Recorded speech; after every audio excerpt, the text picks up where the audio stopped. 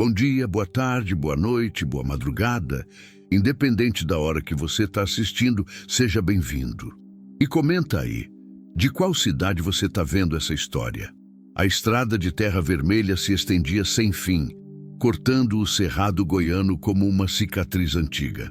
O vento carregava folhas secas e o cheiro de capim queimado pelo sol implacável de outubro. Meu cavalo branco, Trovão, conhecia essas trilhas tão bem quanto eu, talvez melhor. Seus cascos marcavam um ritmo constante contra a terra batida, um som que há anos se tornou a única companhia que eu permitia. Joaquim. Esse era meu nome uma vez.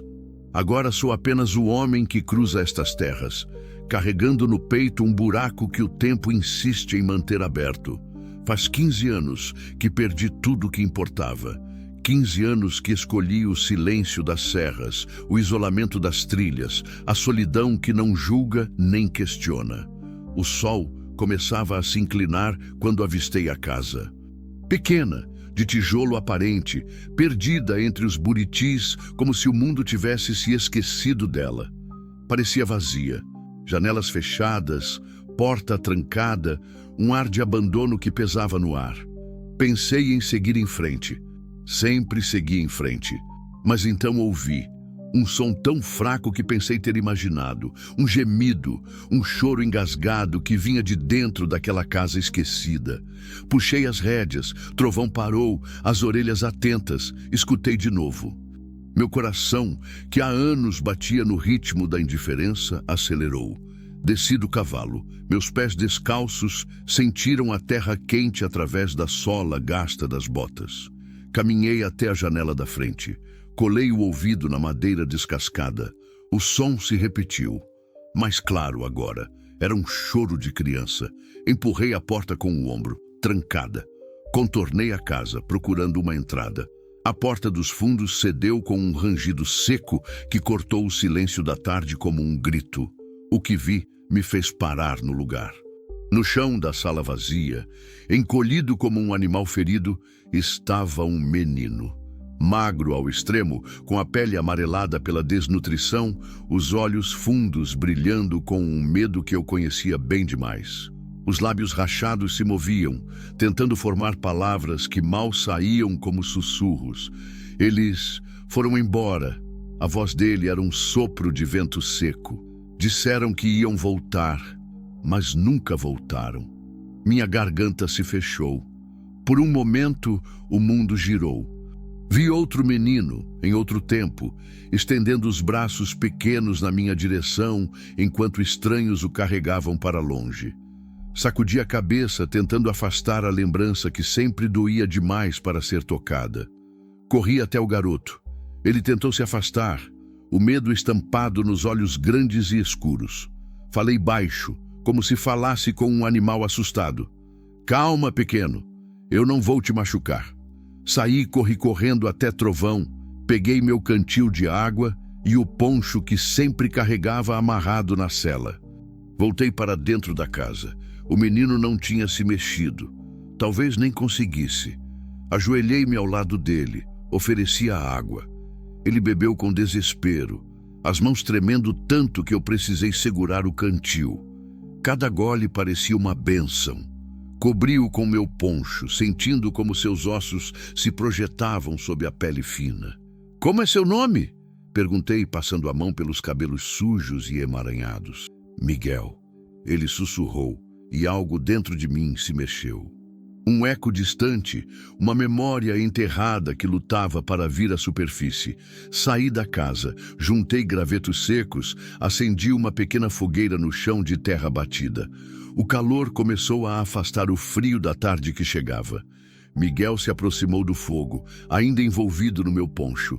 Os olhos seguindo cada um dos meus movimentos com uma mistura de gratidão e desconfiança. Enquanto o observava, detalhes começaram a saltar aos meus olhos. O formato dos olhos amendoados. A marca de nascença no ombro esquerdo, visível através da camisa rasgada. Os traços delicados do rosto, mesmo marcados pela fome e pelo abandono. Era como se eu já conhecesse aquele rosto, como se tivesse sonhado com ele por anos. A noite caiu como um manto pesado sobre o cerrado.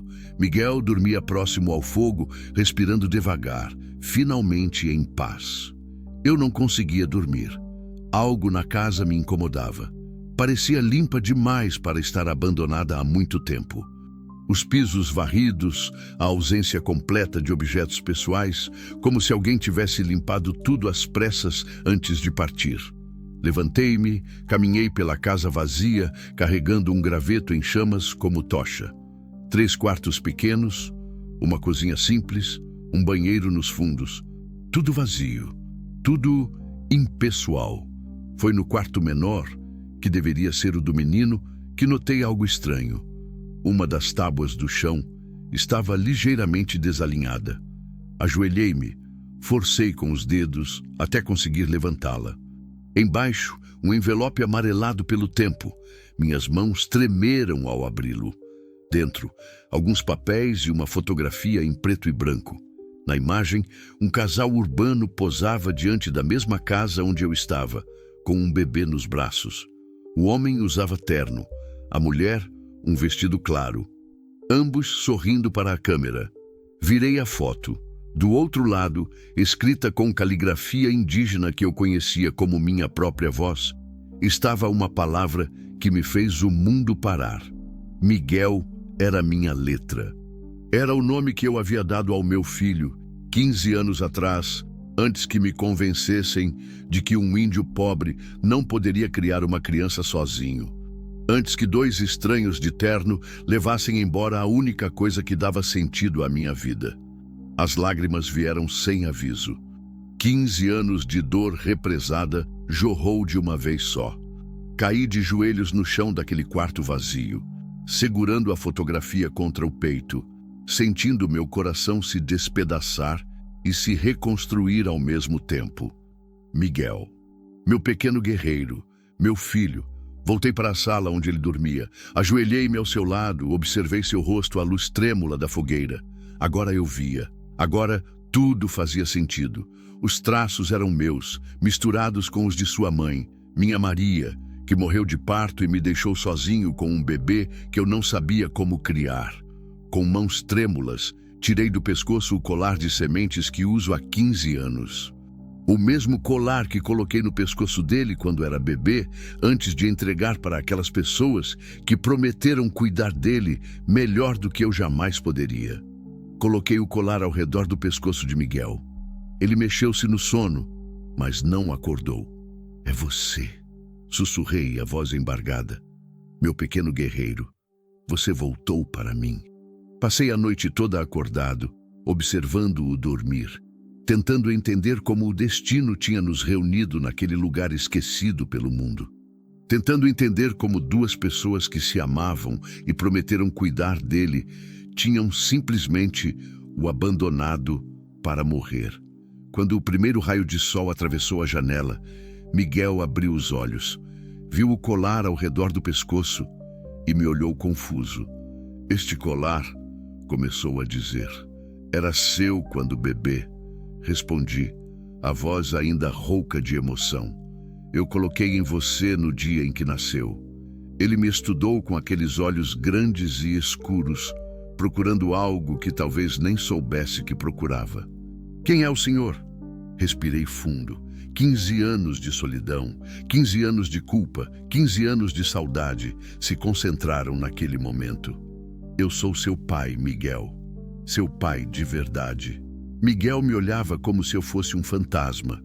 Seus dedos pequenos tocaram o colar de sementes no pescoço e vi uma sombra de reconhecimento passar por seus olhos. Algo profundo, ancestral, que talvez tivesse estado dormindo dentro dele todos esses anos. Meu pai. A palavra saiu como um sussurro quebrado. Mas eu não tenho pai. Eles sempre disseram que meus pais morreram, que eu era órfão. A dor na sua voz me atravessou como uma lança. 15 anos de mentiras, 15 anos roubados de nós 2. Não morri, filho, disse, estendendo a mão devagar, como quem se aproxima de um pássaro ferido. Nunca morri. Todos os dias desses 15 anos, eu pensei em você. Todos os dias. Ele recuou, os olhos se enchendo de lágrimas que se misturavam com confusão e raiva. Então por quê? Por que me deixou com eles? A voz dele se elevou, carregada de uma dor que nenhuma criança deveria carregar. Por que não veio me buscar? Fechei os olhos, sentindo o peso das decisões que tomei quando era jovem e desesperado. Como explicar para uma criança que o amor às vezes toma formas que machucam? Como contar que achei que estava fazendo o melhor para ele? Porque eu era jovem e com medo. Comecei, cada palavra pesando como pedra na garganta. Sua mãe morreu quando você nasceu. Eu não tinha dinheiro, não tinha casa, não sabia como cuidar de um bebê. Quando aqueles dois apareceram dizendo que tinham uma casa boa, que podiam te dar escola, médico, um futuro melhor. Mentira!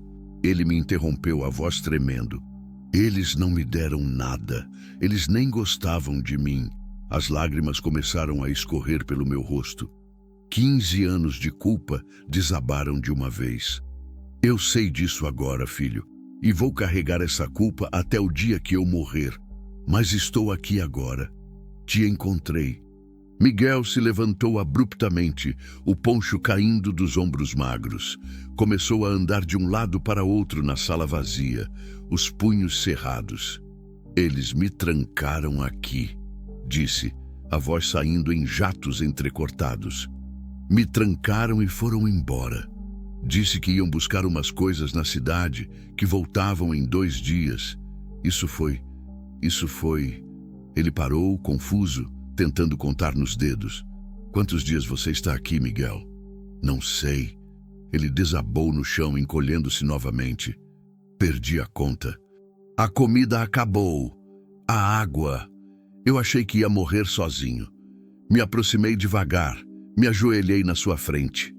Você não vai morrer e nunca mais vai ficar sozinho. Eu prometo. Ele me olhou através das lágrimas e por um momento vi o bebê que entreguei 15 anos atrás. A mesma expressão de vulnerabilidade, a mesma necessidade desesperada de proteção. Como eu sei que o senhor não vai me abandonar também? A pergunta me partiu ao meio. Tirei meu punhal da bainha, uma lâmina simples, mas que me acompanhava há décadas. Fiz um corte pequeno na palma da minha mão. O sangue escorreu devagar. Entre o meu povo, disse, estendendo a mão sangrando para ele. Quando um homem faz um juramento de sangue, é para a vida toda. Eu juro pelo meu sangue, pelo sangue que corre nas suas veias, que nunca mais vou te abandonar. Nunca mais. Miguel olhou para minha mão estendida, hesitante. Depois, devagar, colocou sua mão pequena sobre a minha. Nosso sangue se misturou e senti uma conexão que tinha estado rompida por 15 anos, finalmente se refazer. Agora me conta o que aconteceu, disse, limpando nossas mãos com um pedaço de pano. Desde o começo. Ele respirou fundo, se preparando para reviver o que claramente tinha sido um pesadelo. Eles sempre falavam de ir embora daqui. Começou, olhando para o fogo que eu mantinha aceso. Diziam que essa vida no mato não era para eles, que queriam voltar para a cidade. Uns 3 meses atrás, o Nivaldo, ele chamava o homem pelo nome, nunca de pai, começou a ficar mais nervoso. Ficava mexendo no computador, fazendo ligações esquisitas. Que tipo de ligações? Falava baixo, mas eu escutava às vezes. Falava de dinheiro, de herança, dessas coisas. A Conceição, a mulher, ficava mandando ele parar de ser ganancioso. Mas ele não parava. Senti um frio na espinha. Herança? Aí, na semana passada, Miguel continuou. Eles começaram a arrumar as coisas. Levaram quase tudo embora de noite, quando achavam que eu estava dormindo. Deixaram só o mínimo. Quando eu perguntei onde estavam levando nossas coisas, eles disseram que iam mandar buscar depois. E no último dia, os olhos de Miguel se encheram de lágrimas novamente. Eles me deram café da manhã normal. Depois o Nivaldo disse que eles iam até a cidade buscar umas coisas importantes que voltavam em 2 dias. Deixaram um pouco de comida, trancaram todas as portas e janelas por fora e foram embora. Te trancaram por fora? A raiva começou a subir pela minha garganta como bile. Sim, eu tentei sair, tentei quebrar as janelas, gritei até ficar rouco. Ninguém vinha, ninguém me escutou. E a comida? Durou 2 dias. A água, 3. Depois, ele engoliu em seco. Depois eu só ficava no canto, esperando morrer. Me levantei bruscamente, caminhei até a janela da frente. A raiva queimava no meu peito como fogo. Eles não tinham simplesmente abandonado meu filho, tinham tentado matá-lo. De forma lenta, cruel, deixando-o morrer de fome e sede como um animal. Pai! A palavra saiu tímida, mas me fez virar na hora. Era a primeira vez que ele me chamava de pai. O coração quase saiu pela boca. Sim, filho. Por que eles fizeram isso comigo? Eu fui ruim? Eu não era um bom filho? Me ajoelhei na frente dele. Segurei seu rosto pequeno entre minhas mãos. Você não fez nada de errado. Nada. Eles fizeram isso porque são pessoas ruins, sem coração. Mas isso acabou agora. Nunca mais ninguém vai te tratar assim. Ele assentiu, mas vi que a dor ainda estava lá, cravada a fundo. Seria preciso tempo para curar 15 anos de rejeição. Estou com fome, disse baixinho. Vou caçar alguma coisa para nós. Você fica aqui pertinho do fogo, está bem? Não vou demorar. Não! Ele me agarrou pelo braço, o pânico estampado no rosto. Não me deixa sozinho. Por favor, Miguel, eu só vou ali na mata. Volto em 1 hora, no máximo. Eles também disseram que voltavam. A voz dele quebrou. Todos sempre dizem que voltam. Senti meu coração se despedaçar mais um pouco. A desconfiança nos olhos dele era resultado de 15 anos de promessas quebradas. Está bem, disse, pegando meu arco e aljava. Você vem comigo, mas fica pertinho de mim o tempo todo. O alívio no rosto dele foi imediato. Ajudei-o a se levantar, notando como ele ainda estava fraco, como suas pernas tremiam. Saímos juntos da casa. Trovão estava pastando próximo dali, levantou a cabeça quando nos aproximamos. Miguel recuou com medo. É meu cavalo, expliquei. Se chama Trovão, quer conhecer ele? Ele acenou que sim, mas ficou atrás de mim. Estendi a mão para Trovão, que se aproximou e encostou o focinho na minha palma. Miguel observava, fascinado. Pode tocar nele, disse. Ele é manso. Devagar, Miguel estendeu a mão pequena. Trovão abaixou a cabeça, deixou que ele acariciasse entre as orelhas. Vi um sorriso pequeno aparecer no rosto do meu filho. O primeiro sorriso que eu via desde que o encontrei. Ele é grande, sussurrou, e forte. Um dia vou te ensinar a andar nele. Caminhamos pela mata próxima à casa. Eu procurava sinais de caça, mas minha atenção estava mais em Miguel, que caminhava ao meu lado tentando não fazer barulho, imitando meus movimentos. Era instintivo, como se o sangue indígena correndo nas veias dele reconhecesse aquele ambiente. Encontrei rastros frescos de paca próximo a um riacho. Fiz sinal para Miguel ficar quieto. Preparei o arco. Ele me observava com os olhos arregalados, vendo o pai que nunca conheceu exercer habilidades que também eram suas por direito de nascimento. A caça foi rápida e certeira. A paca estava morta antes mesmo de perceber o perigo. Miguel me olhou com uma mistura de admiração e respeito que me encheu de orgulho. Você sabe fazer isso também, disse, levantando a caça. Está no seu sangue. Voltamos para a casa quando o sol estava se pondo. Preparei a carne enquanto Miguel alimentava o fogo. Os dois trabalhando em silêncio, mas um silêncio diferente agora. Não mais pesado de dor, mas cheio de uma compreensão mútua que começava a nascer. Enquanto a carne assava, ele fez uma pergunta que me pegou desprevenido. Pai, por que eles queriam tanto voltar para a cidade se tinham uma herança aqui? Levantei os olhos para ele. Herança. Miguel tinha mencionado isso antes, mas eu não tinha prestado muita atenção. Que herança, filho? Não sei bem, mas uns meses atrás chegou uma carta oficial aqui. O Nivaldo ficou muito agitado depois de ler. Ficou falando que tinha encontrado alguma coisa sobre uma herança que era minha por direito, mas que, como eles eram meus responsáveis, ia ficar para eles. Um frio subiu pela minha espinha. Herança de quem? Os únicos pais que Miguel conheceu eram aqueles dois. E se... Miguel, disse devagar, você lembra de alguma coisa sobre seus avós? Os pais verdadeiros do Nivaldo e da Conceição? Ele balançou a cabeça. Eles sempre disseram que não tinham família, que éramos só nós três. Mas se tinha uma herança, tinha uma família. E se eles tinham abandonado Miguel justamente agora, quando essa herança apareceu, significava uma coisa só. Eles queriam sumir com o dinheiro e deixar meu filho para trás como uma testemunha inconveniente.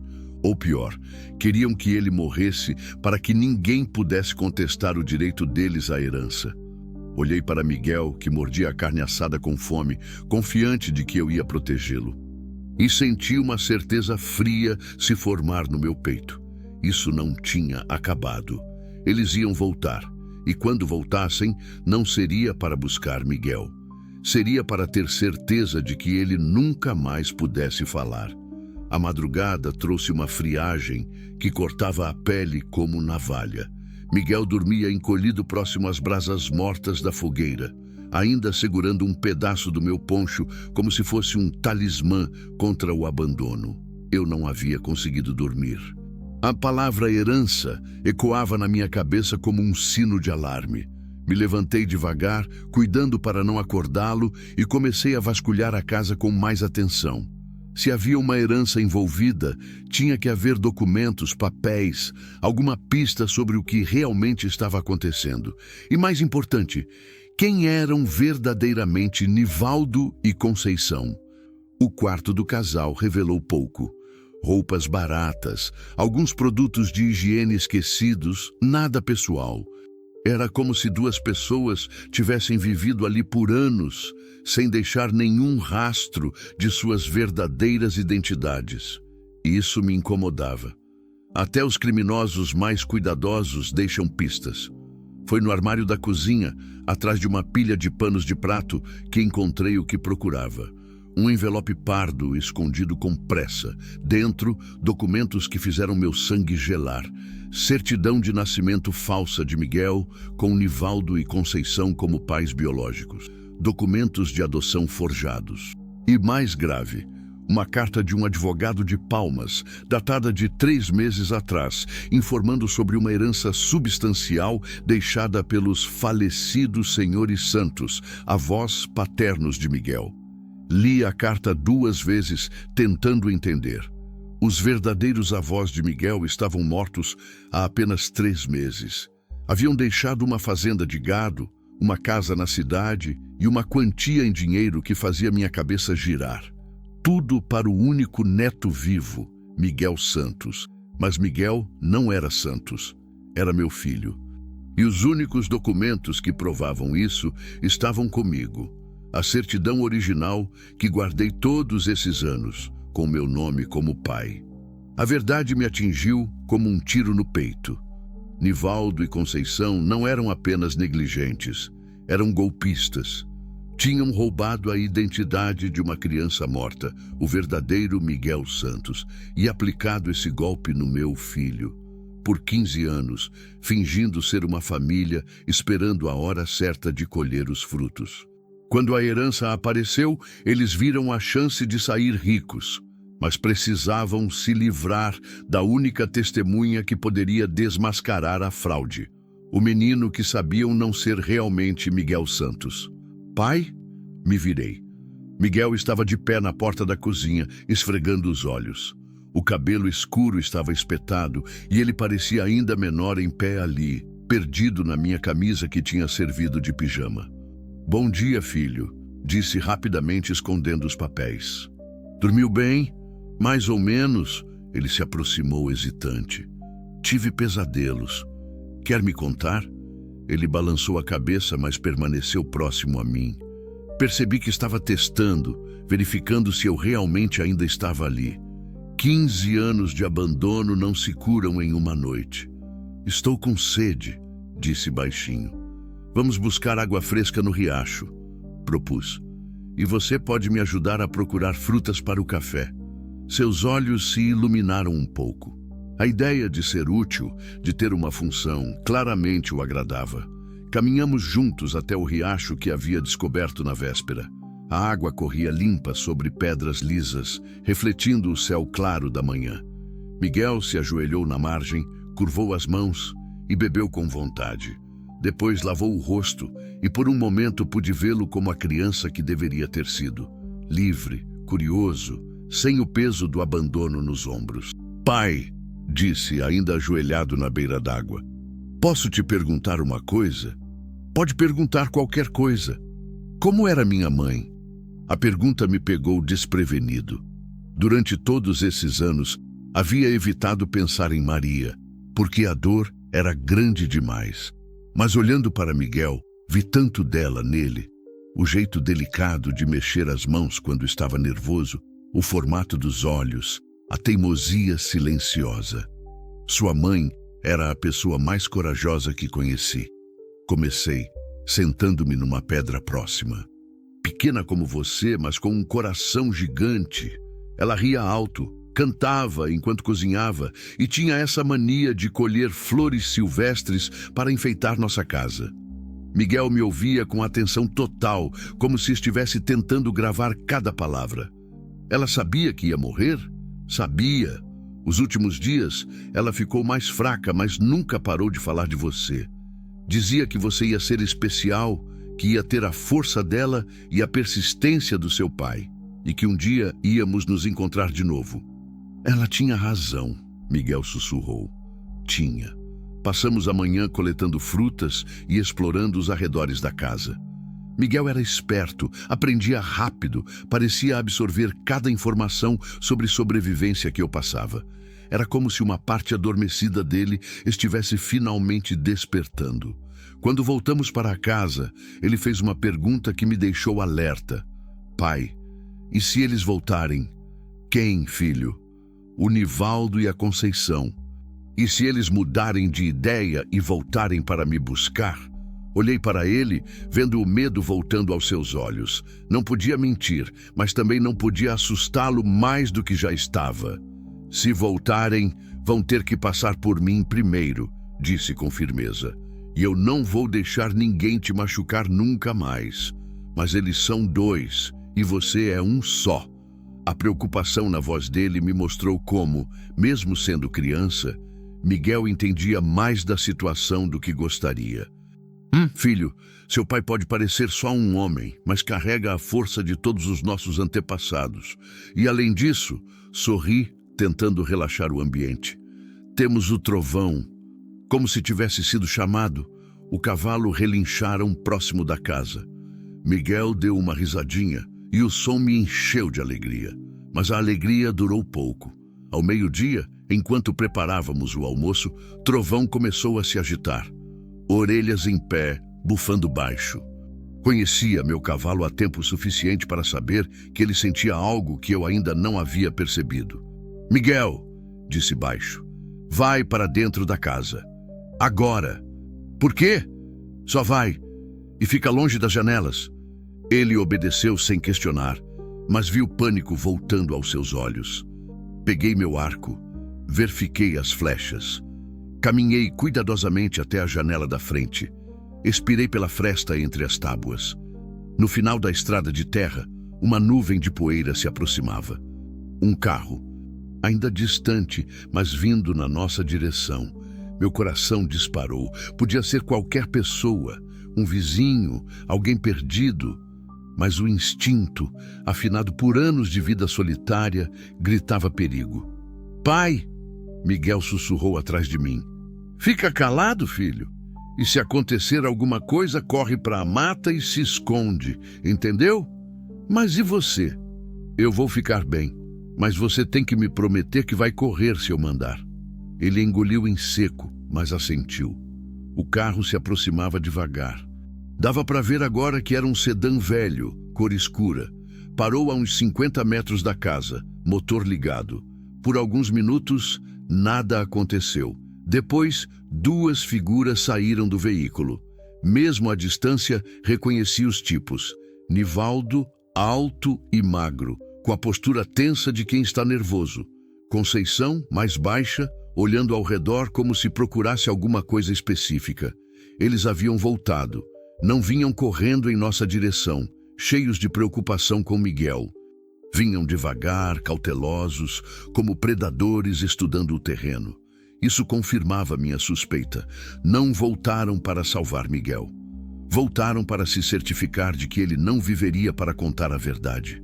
Miguel, sussurrei sem tirar os olhos da janela. Agora é hora. Vai para a mata. Corre. Não quero te deixar sozinho. Não é deixar sozinho, é obedecer seu pai. Vai. Vi as lágrimas brotarem nos olhos dele, mas Miguel correu para a porta dos fundos. Escutei seus passos se afastando na direção da mata. Nivaldo e Conceição começaram a caminhar em direção à casa. Notei que Nivaldo carregava algo na mão. Alguma coisa que brilhava ao sol. Minha garganta se fechou quando reconheci o que era. Uma faca. Eles não tinham voltado para conversar. Tinham voltado para terminar o serviço. O coração batia tão forte que sentia o pulso nas têmporas. Posicionei-me atrás da porta da frente, arco em punho, flecha encaixada. Podia ouvir os passos se aproximando. O caminhar pesado de Nivaldo, o arrastar nervoso dos pés de Conceição na terra seca. Pararam diante da porta. Miguel! A voz de Conceição soou falsa, melosa demais. Filho, estamos de volta. Abre a porta para a mamãe. Mamãe. A palavra me deu náusea. 15 anos fingindo amor por uma criança que planejavam assassinar. Silêncio. Eles esperaram alguns segundos. Miguel! Agora era Nivaldo, mais impaciente. Para de fazer birra e abre essa porta. Mais silêncio. Escutei eles conversando baixo. Ele deve estar com medo, sussurrou Conceição. Ficou muito tempo sozinho. Ou está morto. A frieza na voz de Nivaldo me gelou o sangue. Seria mais fácil assim. Nivaldo, não fala isso. É a verdade. Se ele morreu de fome, acabaram nossos problemas. Ninguém pode contestar a herança e nós não temos que sujar as mãos. E se não morreu? Aí a gente faz o que tem que fazer. Ouvi o barulho de uma chave sendo mexida na fechadura. Claro, eles tinham a chave. A porta se abriu devagar, rangendo como um gemido de dor. Esperei até que entrassem completamente. 2 passos. 3. Quando estavam bem dentro da sala, saí de trás da porta com o arco apontado para o peito de Nivaldo. Parem onde estão! Conceição gritou. Levou a mão ao peito. Nivaldo se enrijeceu, mas não largou a faca. Quem é você? Ele perguntou tentando parecer corajoso, mas viu medo nos seus olhos. Sou o pai verdadeiro do menino que vocês tentaram matar. Que menino? Conceição tentou fingir inocência. Miguel está bem? Onde ele está? Longe de vocês, respondi sem baixar o arco. E agora vão me contar exatamente o que fizeram com meu filho todos esses anos. Nivaldo deu uma risada amarga. Seu filho? Aquele moleque não é seu filho, é nosso. Nós criamos ele, alimentamos, demos teto. Você não tem nenhum direito sobre ele. Eu tenho a certidão de nascimento original, com meu nome como pai. Vi o rosto de Nivaldo empalidecer. Conceição se agarrou no braço dele. Nivaldo, como ele pode ter... Cala a boca, mulher. Ele sibilou, depois me encarou. Mesmo que tenha, não importa mais. O moleque sumiu. Deve ter morrido de fome aí dentro. A herança é nossa agora. A herança nunca foi de vocês, disse, dando um passo à frente. Miguel não é Miguel Santos. Vocês roubaram a identidade de uma criança morta e usaram meu filho como fantoche. Me prove, Nivaldo desafiou, erguendo a faca. Quem vai acreditar em você? Um índio qualquer contra documentos oficiais? Os documentos são falsos, e eu posso provar. Não pode provar nada se estiver morto. Nivaldo avançou com a faca. Soltei a flecha. A ponta atravessou a carne do ombro direito dele, fazendo-o gritar e derrubar a arma. Conceição berrou. Correu para ajudá-lo. Filho da... Nivaldo gemeu, tentando tirar a flecha. Você me perfurou, e vou fazer pior se tentarem sair daqui. Ameacei, já preparando outra flecha. Agora vão se sentar ali no chão e me contar toda a verdade. Não vamos contar nada, Conceição gritou, mas estava tremendo. Você não tem direito de nos prender aqui. Tenho o direito de um pai protegendo seu filho. Onde está Miguel? Nivaldo perguntou através dos dentes cerrados, ainda tentando estancar o sangramento. Se ele estiver vivo, queremos ele de volta. Para matarem ele de vez? Para levar nosso filho para casa? Ele não é filho de vocês. Explodi, a raiva finalmente extravasando. Vocês roubaram ele de mim quando era bebê, mentiram para ele a vida inteira, forjaram documentos e quando apareceu uma herança, tentaram assassiná-lo.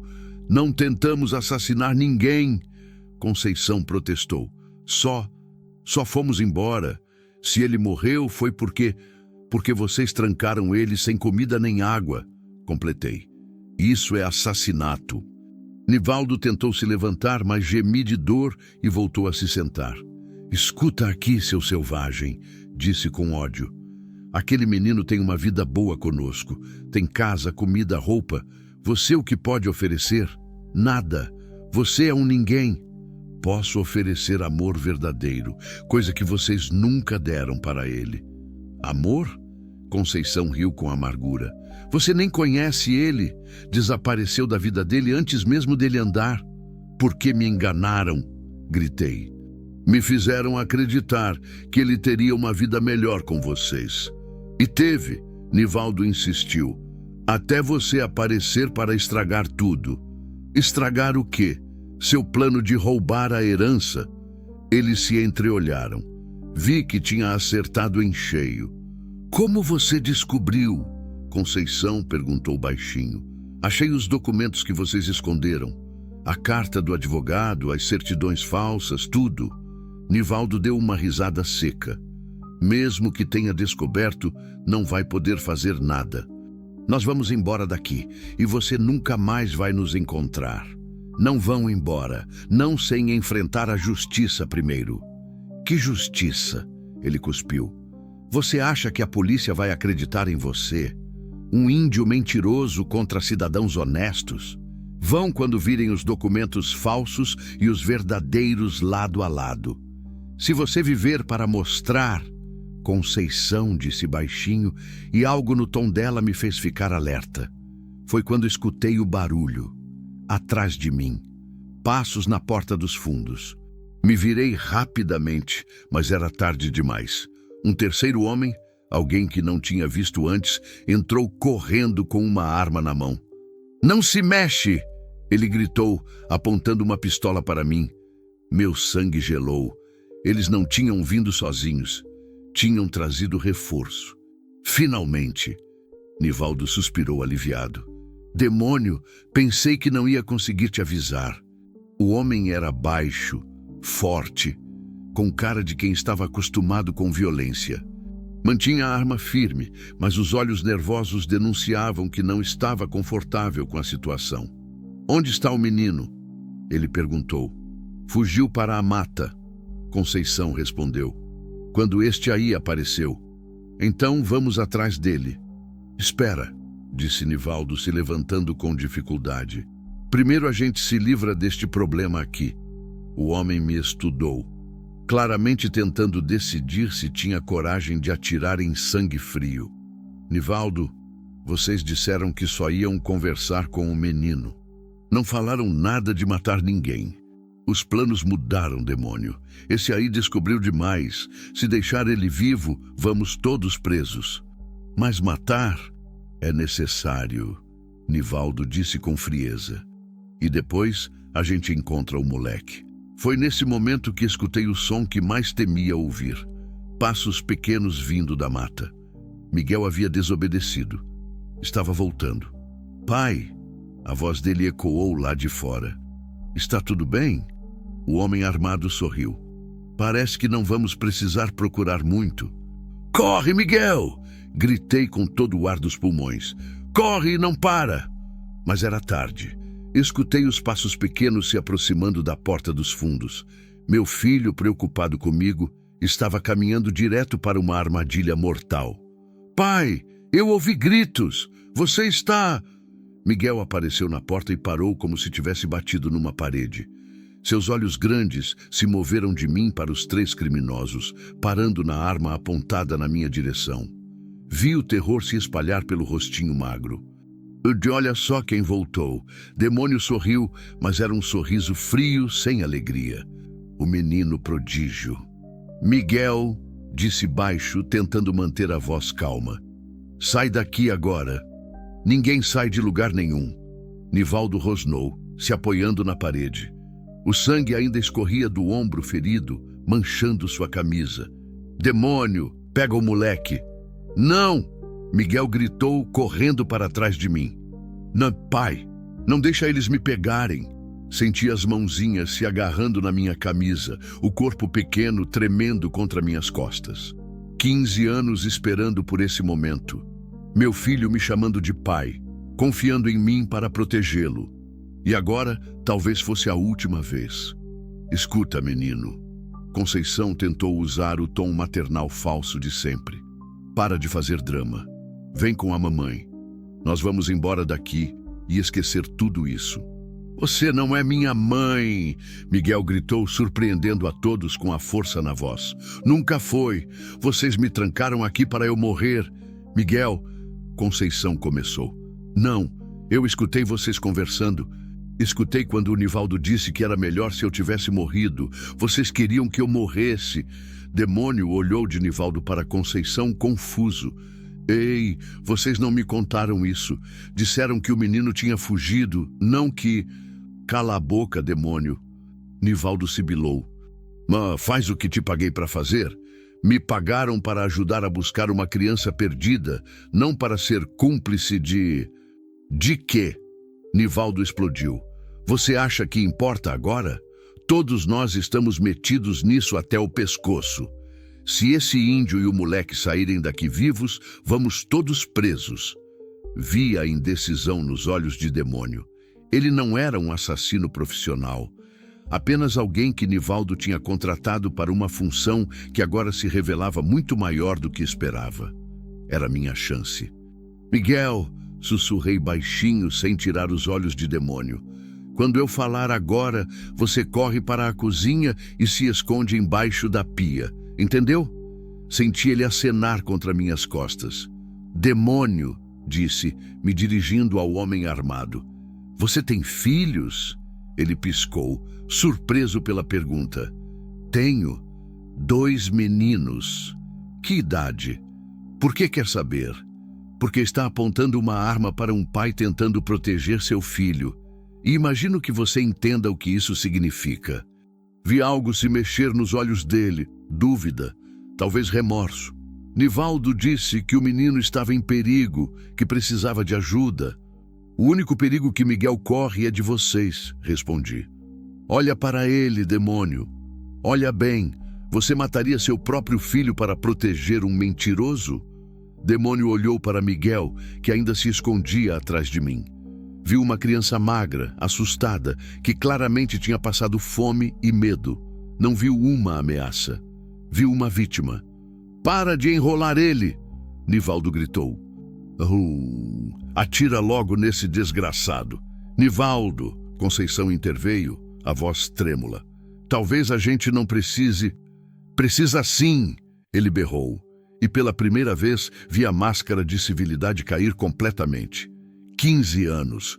15 anos cuidando daquele pirralho enjoado, fingindo que gostava dele, esperando a hora certa. E agora que ela chegou, vocês querem desistir? Cuidando? Miguel saiu de trás de mim, a voz trêmula, mas corajosa. Vocês nunca cuidaram de mim. Vocês me batiam quando eu fazia barulho, me trancavam no quarto quando choravam, me deixavam com fome quando não tinha dinheiro. Mentira! Conceição protestou, mas sem convicção. Não é mentira! Miguel continuou, as lágrimas escorrendo pelo rosto. E agora descobri que nem são meus pais de verdade. Vocês me roubaram do meu pai verdadeiro.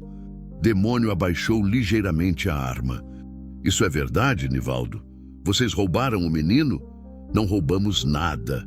Nivaldo mentiu desesperadamente. O pai dele estava morto. Nós salvamos a criança. Mentira! Explodi. Eu estou vivo. Estou aqui. Eles me enganaram. Disseram que Miguel teria uma vida melhor e eu, jovem e desesperado, acreditei. Agora chega! Nivaldo tentou pegar a faca do chão com a mão boa. Demônio, se você não fizer o que tem que fazer, eu faço. Foi quando escutei o som que mudou tudo, o relinchar alto de trovão vindo de fora da casa. Não era um relinchar normal. Era o som que ele fazia quando pressentia perigo extremo. O que foi isso? Demônio perguntou nervoso. Meu cavalo, respondi. Ele está avisando que tem gente chegando. Todos ficaram em silêncio por um momento, escutando. Depois vieram os sons, motores de carros, vozes distantes, o barulho de porteiras batendo. Merda, Nivaldo sussurrou. Alguém chamou a polícia. Não chamei ninguém, disse, mas talvez alguém tenha visto vocês chegarem. Demônio, Conceição implorou. A gente tem que sair daqui, agora. Demônio estava em pânico. A arma trêmula na mão dele balançava entre mim e a porta. Se a polícia chegar e encontrar vocês aqui com armas, disse calmamente, como vão explicar? Principalmente com o menino magro de fome e Nivaldo sangrando de uma flecha? Vamos dizer que você nos atacou, Nivaldo gritou. Com um menino de 10 anos como testemunha, dizendo que vocês o abandonaram para morrer. As vozes lá fora estavam mais próximas agora. Definitivamente várias pessoas se aproximando da casa. Agora! Gritei para Miguel. Ele correu para a cozinha no mesmo instante em que me joguei para o lado, rolando atrás do sofá velho. Demônio, em pânico, atirou, mas a bala atingiu a parede onde eu estava segundos antes. Largue a arma! Uma voz autoritária gritou do lado de fora. Polícia! A casa está cercada. Conceição começou a chorar. Nivaldo praguejou alto. Demônio olhou para a porta, depois para a arma na mão, claramente tentando decidir se entregava ou tentava fugir. É melhor se renderem, gritei da minha posição atrás do sofá. A história toda vai sair de qualquer jeito. Nunca! Nivaldo pegou a faca e começou a caminhar na direção da cozinha, onde Miguel tinha se escondido. Se vou me ferrar, pelo menos vou levar o moleque comigo. Não! Gritei me levantando. Demônio, vendo Nivaldo se mover em direção à criança, finalmente tomou sua decisão. Virou a arma para Nivaldo. Para aí, cara, chega! Não vou deixar você machucar uma criança. Seu traidor filho da... A porta da frente explodiu. 3 policiais entraram com armas em punho, gritando ordens. Na confusão que se seguiu, vi Conceição se jogar no chão, Demônio largar a arma e levantar as mãos, e Nivaldo tentar correr para a cozinha. Não pensei, apenas corri atrás dele. Quando cheguei à cozinha, vi Miguel encolhido embaixo da pia, os olhos arregalados de terror, e Nivaldo em pé diante dele com a faca erguida. Se não posso ter a herança, ele disse com os olhos de louco, ninguém pode. A faca desceu. Eu me joguei na frente. A dor foi como um relâmpago cortando meu peito. A lâmina da faca atravessou a carne entre as costelas, mas não profundo o suficiente para ser fatal. Nivaldo, ferido e desesperado, não tinha força para um golpe certeiro. Caí sobre ele e nós dois desabamos no chão da cozinha. Pai! O grito de Miguel ecoou por toda a casa. Escutei passos pesados correndo na nossa direção.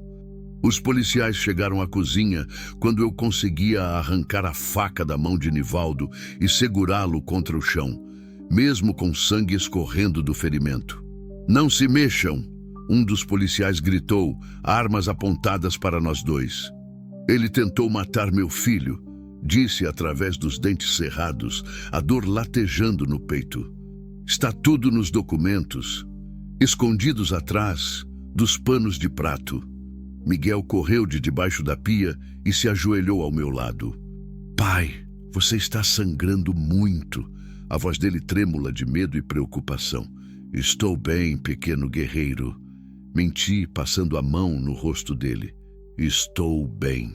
Um dos policiais, um homem mais velho com cabelos grisalhos, me ajudou a sentar encostado na parede, enquanto o outro algemava Nivaldo, que gemia de dor e raiva. Sou o sargento Moreira, disse o policial. Uma vizinha distante ouviu gritos e tiros, chamou a gente. O que aconteceu aqui? Enquanto um policial mais jovem cuidava do meu ferimento com o kit de primeiros socorros, contei toda a história. Miguel, grudado ao meu lado, complementava com detalhes que eu não sabia, especialmente sobre os anos de negligência e maus tratos. O sargento Moreira escutou tudo com atenção crescente. Quando terminei, ele balançou a cabeça incrédulo. Vou precisar ver esses documentos que você mencionou. Miguel se ofereceu para mostrar onde estavam escondidos. Voltou carregando o envelope pardo que eu havia encontrado mais cedo. O sargento examinou tudo cuidadosamente. As certidões falsas, a carta do advogado, os papéis da herança. Isso aqui é falsificação de documentos, sequestro, tentativa de homicídio. Ele murmurou, fazendo uma lista mental dos crimes. E você tem como provar que é o pai biológico do menino? Pedi para Miguel buscar minha mochila de viagem. Dentro, guardada cuidadosamente em um plástico por 15 anos, estava a certidão de nascimento original de Miguel, com meu nome como pai e o de Maria como mãe. O sargento comparou os dois documentos. Data de nascimento confere, mas os nomes dos pais são completamente diferentes, disse. Isso vai precisar de perícia para confirmar qual é verdadeiro. Tem um jeito mais fácil. Miguel disse baixinho. Todos olharam para ele. O que, filho? Perguntei. A marca no meu ombro. Meu pai, ele olhou para mim, sempre teve uma marca igual. Eles falavam que era coincidência, mas eu sempre soube que significava alguma coisa. Tirei minha camisa, ignorando a dor no peito. Na minha pele morena, bem visível, estava a marca de nascença em forma de lua crescente que herdei de minha mãe. Miguel levantou a camisa dele. No mesmo lugar, a mesma marca, do mesmo tamanho. Santo Deus, o sargento sussurrou. São idênticas. É marca de família, expliquei. Minha mãe tinha, eu tenho, meu filho tem. É nossa herança verdadeira. 2 horas depois, Nivaldo e Conceição estavam no camburão da polícia, algemados e silenciosos. Demônio, que colaborou completamente com as investigações e revelou como havia sido contratado sob falsas informações, foi liberado com a promessa de comparecer como testemunha. Miguel e eu estávamos sentados na varanda da casa, esperando a ambulância que o sargento havia chamado para cuidar melhor do meu ferimento. O sol estava se pondo, pintando o céu de laranja e vermelho. Pai, Miguel disse baixinho, encostado no meu ombro bom. O que vai acontecer agora? Agora eles vão presos pelo que fizeram. E você vem comigo. Para onde? Olhei para o horizonte, onde as serras se perdiam na distância. Para casa, filho, nossa casa de verdade. Onde é nossa casa? Sorri, sentindo uma paz que não experimentava há 15 anos se espalhando pelo peito. Onde estivermos juntos. Pode ser uma cabana na serra, pode ser uma casa na cidade, pode ser uma tenda no meio do cerrado. Não importa o lugar. Casa é onde tem amor verdadeiro. E a herança? Aquele dinheiro todo? Não é nosso, Miguel. Era da família do verdadeiro Miguel Santos, o menino que morreu. Vamos entregar tudo para as autoridades. Nós não precisamos de dinheiro roubado. Mas e se precisarmos de dinheiro para viver? Então eu trabalho. Sou bom caçador, sei pescar, posso fazer artesanato para vender na cidade. E você vai estudar, aprender a ler direito, se tornar o homem que sua mãe sonhou que você fosse. Miguel ficou quieto por um momento, processando tudo. Pai? Sim? Você acha que minha mãe está vendo a gente aqui reunidos? Senti a garganta apertar de emoção. Tenho certeza que sim, filho. E tenho certeza que ela está orgulhosa de você. orgulhosa da coragem que você mostrou hoje. Coragem? Você voltou para me ajudar, mesmo sabendo que era perigoso. Isso é coragem. Eu tinha medo de ficar sozinho de novo. Nunca mais vai ficar, Miguel. Eu prometo. A ambulância chegou quando as primeiras estrelas começavam a aparecer no céu. Os paramédicos examinaram meu ferimento e disseram que não era grave. Alguns pontos de repouso seriam suficientes. Miguel insistiu em ir comigo para o hospital. Na madrugada, quando saímos da unidade de saúde, encontramos o sargento Moreira nos esperando. As perícias preliminares confirmaram tudo, disse. Os documentos do menino são falsos e temos mais novidades. Encontramos registros que mostram que Nivaldo e Conceição aplicaram esse mesmo golpe em pelo menos 2 famílias diferentes nos últimos 20 anos. Outras crianças? Perguntei horrorizado. Sim, vamos reabrir todos os casos. O depoimento de vocês vai ser fundamental para colocar essa gente atrás das grades pelo resto da vida. Miguel se agarrou mais forte na minha mão. E a gente? Ele perguntou. Vai ter que ficar aqui para os julgamentos? Vão precisar depor algumas vezes, mas não precisa ficar na região. Só deixem um endereço de contato. O sargento sorriu. Vocês são livres para ir embora e reconstruir suas vidas. 3 meses depois, estava sentado na varanda da pequena casa de madeira que construí nas margens do rio Tocantins. Miguel brincava com trovão na pastagem próxima, rindo alto, um som que nunca me cansava de ouvir. Ele havia engordado, crescido e o brilho voltara aos seus olhos. Estudava com a professora da vila 3 vezes por semana e nas horas vagas me ajudava com a pesca e a pequena roça que plantamos juntos. Todas as noites, antes de dormir, ele me pedia para contar histórias sobre sua mãe, sobre nosso povo, sobre as tradições que estava aprendendo a valorizar. E toda manhã acordava com um sorriso, sabendo que eu estaria ali. A herança dos Santos foi devolvida aos parentes distantes da família. Nivaldo e Conceição foram condenados a mais de 20 anos de prisão cada um. Outros 2 casos de sequestro e falsificação foram solucionados graças às investigações que se seguiram.